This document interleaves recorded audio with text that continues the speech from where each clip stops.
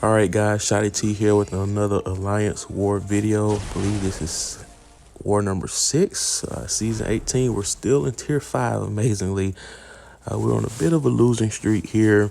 We only won one war this season, and spoiler alert, we do not win this one either, unfortunately.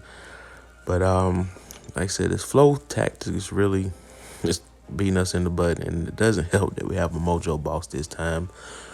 But first opponent here, we have a all or nothing thing. Last war I had a Warlock, but I decided to bring Nick Fury for the Quake synergy, and also I had potential plans on using him against Mojo.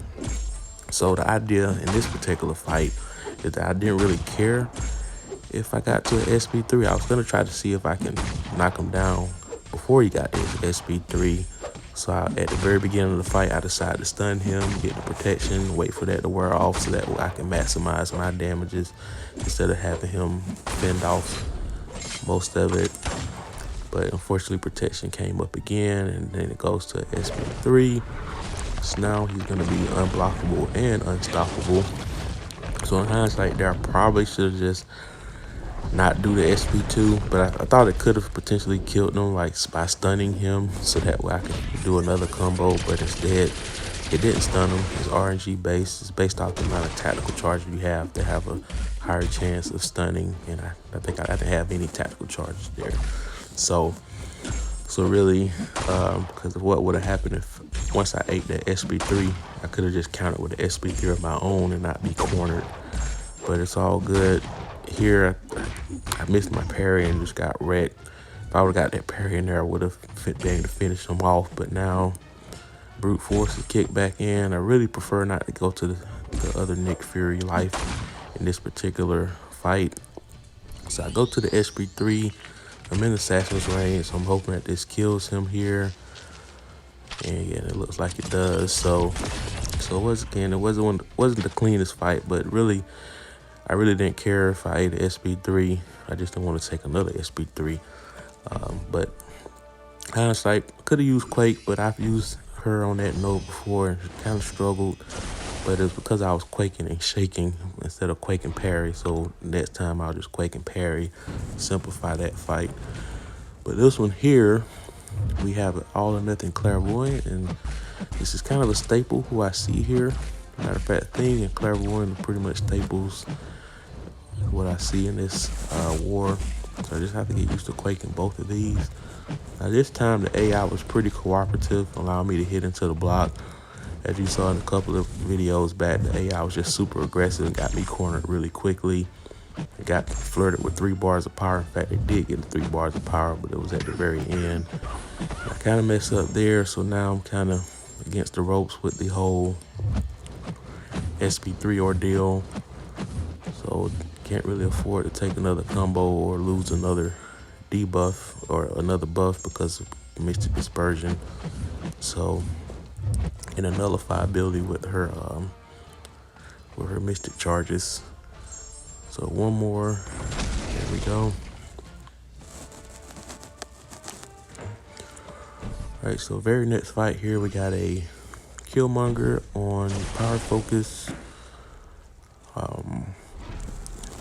Toggle Unstoppable, as well as Brute Force. I decided to go with Dr. Doom here for power control to minimize the reverberation damage, and also to use the stagger to prevent the Unstoppable from charging. Now, at the very beginning of the fight, you saw me do a little tactic there. I didn't exercise that the whole fight because I really would have liked to use this fight as an opportunity to showcase on a tactic that you can utilize against Killmonger. And there are some other champs you can do this with. It's basically Killmonger has a charging medium attack where it just lunges into you. So you can easily counter it by just dexing back and immediately counter with a light attack, because it'll still catch them at the very end of their medium attack. It's kind of similar to what you do against Domino. It's a lot of other champs you can do that against and counter it. But here I decided to just keep it simple after the fact. Get to SP3 and didn't drain as much power I wanted to do. It didn't quite get him to SB3, but either way, recoil killed him. He did have suicide, so that did help a little bit. The next fight, I probably wouldn't have taken, but because the opponent had suicide, I decided to take it on because Iron Man Infinity War, once he's below 15%, just going to be launching specials rapid at a constant rate, so just kill himself. So I decided to just go in with Dr. Doom, just fight normal until I get to the last 15%. Now in this case, there's one thing I will notice about this fight. I do use a 10% boost there to kind of help with the remaining opponents. But one thing I noticed about this particular fight, and you'll see it even more so in a future fight, because I wasn't really paying attention to it as much in this fight at the time, but in hindsight, now that I'm looking at this video, I see that while they did nerf the flow tactic, it's one thing they changed about it that I don't like. Because before, it said that anytime your opponent gets stunned, you can get rid of the flow charge. So that also included passive stuns. So whenever with Dr. Doom or Wasp, if you're able to do a heavy mid combo, you don't have to worry about parrying to get rid of the flow charge. But now, as you can see here, I've done multiple heavies mid combo and the flow charge is still there. So it's kind of upsetting there that you can't.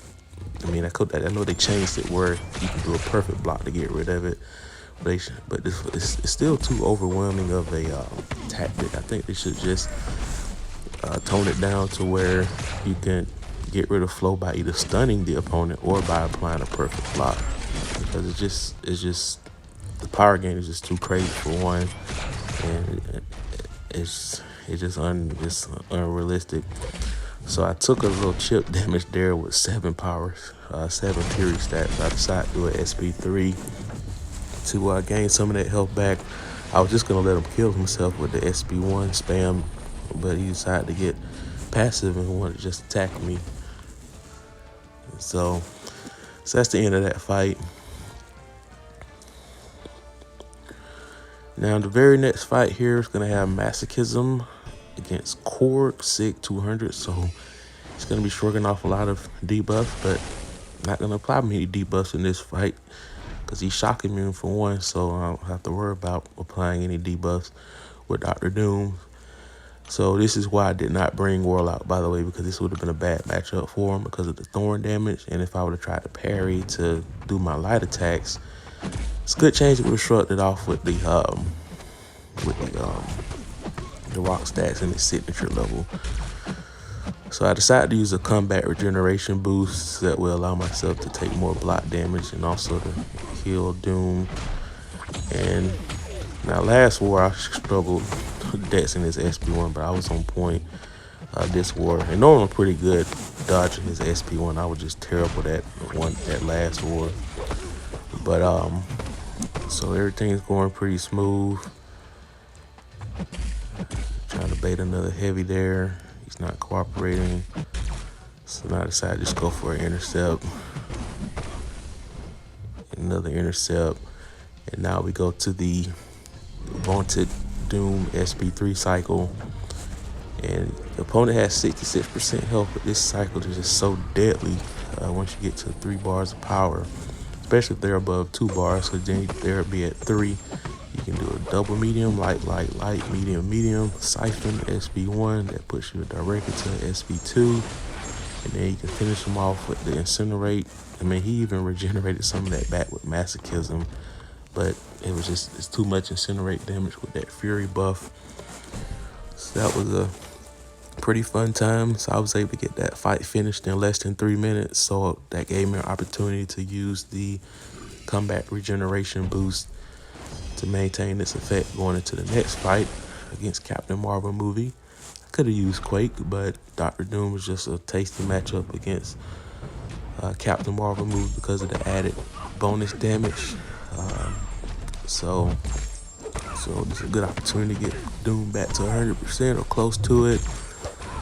I just used my SP1 for power control. Don't want her to get to 2 bars of power. It's just a safer fight that way. I probably could have gotten myself 2 bars of power and just finished her off with the SP2 easily. But decided to keep it simple. Easy fight. So next fight, I kind of wait here until Wasp is down, and then I decide to ambush Thing. I know Christina probably would have taken Thing with her Quake, but I wanted to get some of my quaking skills. I was a little rusty that first fight. Now Buffet, the key with Quake on Buffet is that you try to get the dexterity out of the way, let them eat that up, and then you gain it back, and then you can start quaking. So that way you don't have to worry about that buff expiring at all or Buffet for the rest of the fight. So it's pretty straightforward there. Now I do drop my heavy one time, so I end up losing the dexterity buff. So if I gain it back, then he's gonna regenerate health. But luckily, when I do get that dexterity back, the concussion was active, and that was helped because the opponent actually had a high limber. So usually when the stun expires, the concussion expires at the same time, but the stun was over well before the concussion, so that concussion was still up when I was able to redex and get that buff back without being punished with regeneration. But even if it did regenerate him, I was still going to be able to finish the fight, because as you can see, this fight is just over a minute long, so that added health that he would have gotten, I would have still been able to have plenty of time to kill him off. So that was the end of that fight. My teammate ends up taking Mr. Sinister with the Quake. No big deal. It was a one shot, so great job, Christina. So next fight here, we got Dr. Doom against Symbiote Supreme. Now this was the fight where I really noticed the fact that the passive stuns did not get rid of flow, and because that was my whole plan while I decided to use Doom this fight to be able to get rid of the flow charges with my passive stun, but it wasn't happening, and that actually nearly cost me this fight, to be honest with you, because what I had planned on doing is what I always do: get to my SP3 and do the cycle.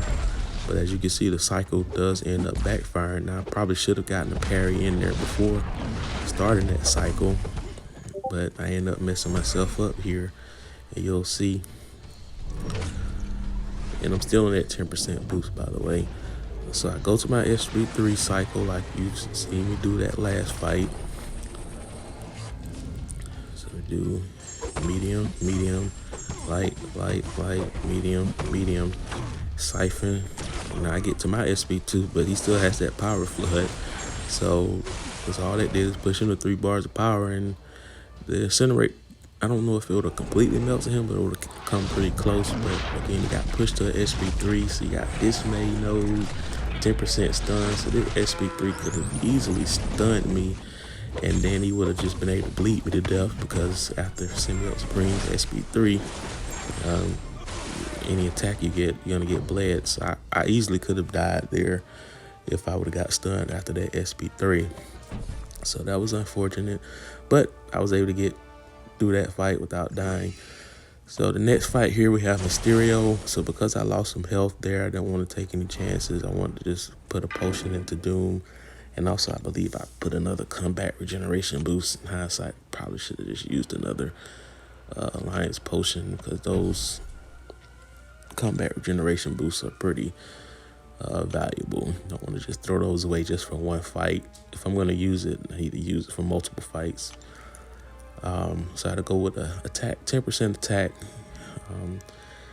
I've tried using Quake on this fight before, but I nearly timed out. I finished the fight literally with 1 second left, and because that you're not able to apply concussion to Mysterio, so that helps adds to the passive damage, and plus this node has built-in physical resistance, so that also diminishes the damage that Quake does with the aftershock. So I decided to go in this fight with Dr. Doom, and the plan is just to do the whole get to SP3. Of course, I have to watch out for his SP1 and his SP2, but both of those you can't really punish. He decides to randomly launch an SP2, so that drains my power, but it does give me some healing there with willpower, so it wasn't that bad. So I decided not to use too many parries, just wanted to, bait heavies as much as I could. Now, I was planning on getting another parry in there, but he decides to randomly launch a special one, and now I have to kind of dance around while he has his strike back passive active. So now we can go back to our regularly scheduled program. So I don't want to launch my SP3 yet. I'd rather launch it once he's above 2 bars of power, so I can go into my cycle. So here we go. SP3, he has 64% health and physical resistance. But as you can see, this cycle will conquer many opponents.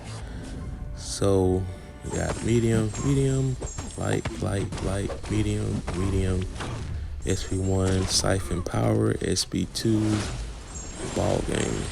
I mean, this is just, such a powerful combo, man. It's just tough to beat. So that's the end of that fight. So I was about to go to bed, but I guess that message that you saw is one of my teammates who had very low health wanted to taxi me to the second mini boss and maximize my 10% boost. So it was a great team effort there. So we have Quake against Dr. Doom. So it's just a basic fight. So most of these opponents that I end up fighting this war were pretty much textbook for what I usually see in war for the 2 paths that I take. So I mostly end up having to bring the same team every time. And I used to didn't bring Dr. Doom in war a lot. I used to use Dr. Doom on defense. I do have a 5-star rank 65. So I put him on defense, and I use my 6-star version on offense for the adrenaline mechanic. So, and he's been a game changer since I started using him on offense. So I may start bringing him on every war now, along with Quake. And then my third opponent just will be boss dependent, just depending on who the boss is. Or I may not bring Dr. Doom if I have a boss counter myself and I have to bring Warlock. But this fight ends up being pretty straightforward. Now, I brought Nick Fury in hindsight for the boss Mojo, but I wasn't quite as effective with him. And I should have just brought Magic and not worry about it, but we'll do that next time. But again, we end up losing the war, unfortunately. So we're back to gold 1, and I believe we're still in tier 5. But anyway, hope you guys like and enjoy and subscribe.